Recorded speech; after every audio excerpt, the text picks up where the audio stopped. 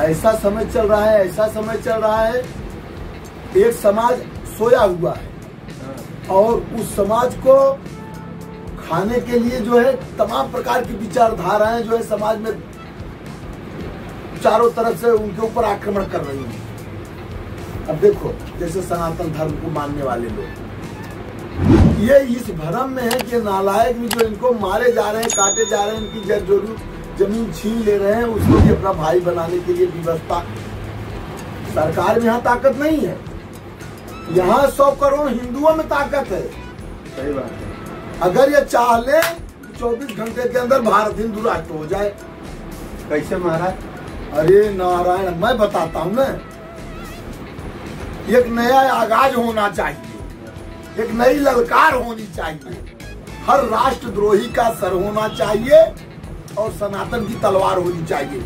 आपको मैं बताता हूँ, कू का पी पा चूचा 10 दिन 15 दिन चलेगा, क्योंकि ये जो युद्ध है ना किसी मैदान में नहीं लड़ा जाएगा, ये आपके गली कूचे मोहल्ले में लड़ी जाएगी।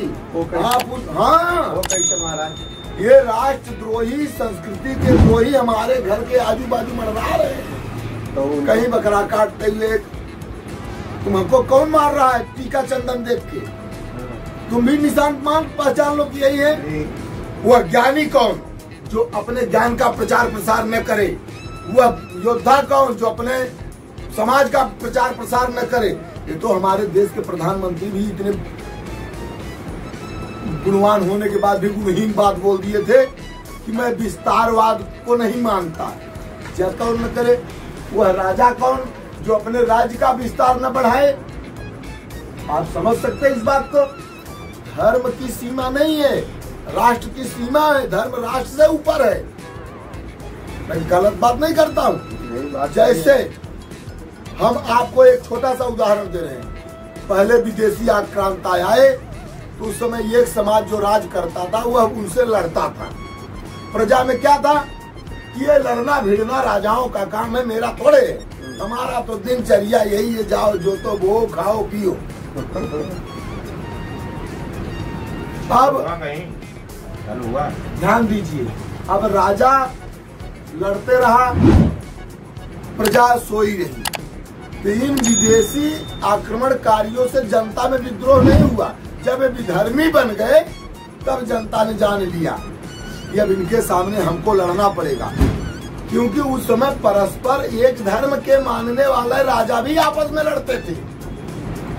लेकिन जब विधर्मी आए तो सारे देश के राजाओं का धर्म जोड़ करके इनसे लड़ने की, उस समय बीच में कुछ कुंठित मानसिकता के राजा लोग गद्दारी भी करते थे, समाज में आज भी है। अब जैसे सियासतदारों में देख लीजिए, सनातन धर्म को खाने पे तुले हुए प्रेतात्मा जैसे ये पार्टी बनाए हैं जो इनकी बोली, भाषा, शैली, मानवता और सनातन के विरुद्ध में, वो भी इस देश में शासन कर रहे हैं। ये तो योगी है। मैं किसी नेता का चाटुकार नहीं हूँ, मैं सत्य बोलने वाला ब्राह्मण हूँ। जिस दिन आपने अपने आप को पहचान लिया तो जो जोगी जी कह रहे हैं ना, ये पत्थर बांधने वाले तुम्हारे लिए रोड साफ करेंगे, तुम पहचानो, जो कह रहे हैं वही करवाओ। जिस दिशा में सियासत लेके चले चलो इस समय। अगर जो पत्थर फेंक रहा है उसके लिए है ना, लेकिन जो सुरक्षित नागरिक रह रहा है तो हम तंग नहीं कर। हम आपको बता, हमारे धर्म के विरुद्ध तो सुरक्षित नागरिक जो है उसी से तो कह रहे हैं कि तुम लोग तब तक सुरक्षित हो जब तक इनका पत्थर नहीं चल रहा है। इनको पत्थर फेंकने लायक न मत छोड़ो। आप समझो मेरी बात को। मतलब आप क्या सोचते हैं कि सांप को फन उठाने से पहले ही मार दे? अरे बिल से बाहर निकलने का इंतजार मत करो, बिल किससे बाहर निकालने का व्यवस्था करो। ये ऐसे आस्तीन के सांप है जो राष्ट्र, धर्म, संस्कृति को खाने पे तुले हुए है। नारायण, आपको मैं बता रहा हूँ, आप क्षत्रिय हैं, आप ध्यान दीजिएगा।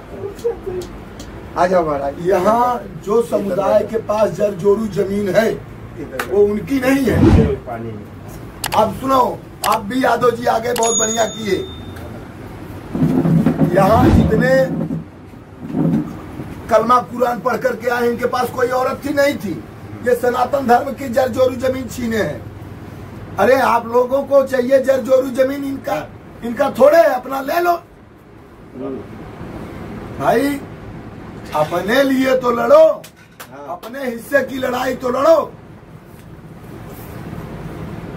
अब युद्ध है सामने और आप सोच रहे हो कि नहीं हम भैरवी गाएं, कुछ नहीं होने वाला है। समय पे जो कर्म संकेत देता है उसको निभाना चाहिए और सब पूरी मिला निष्ठा दे से करो। निभाना चाहिए।